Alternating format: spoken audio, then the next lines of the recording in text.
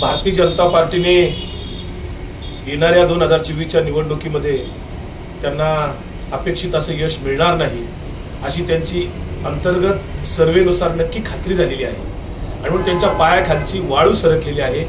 ते अस्वस्थ आहेत आणि त्यांनी येणाऱ्या निवडणुकीत आपल्याला अपेक्षित यश नाही मिळत हे पाहिल्यानंतर अगोदर 1 वर्षापूर्वी शिवसेनेवर दरोडा घातला, राष्ट्रवादीवर दरोडा घातला आता यावर्षी, आणि आता अशोक चव्हाण यांनी राजीनामा दिल्याचं कळतंय आणि अशोक चव्हाणांच्या निमित्ताने काँग्रेसवर पुन्हा एक दरोडा तिसरा या राज्यामध्ये टाकण्याचं काम भारतीय जनता पार्टीने चालवलेलं आहे। खरं तर ही लोकशाहीला घातक आहे। हे जे काय चाललंय सगळं हे लोकशाहीला धरून नाही, संविधानिक मुद्द्यावर धरून नाही, नैतिकतेला तर अजिबातच धरून नाही। त्यामुळे या सगळ्या भारतीय जनता पार्टीच्या कट कारस्थानामुळे महाराष्ट्राच्या आणि देशाच्या राजकारणाचा एकंदरीत नैतिकता पूर्ण गेलेली आहे।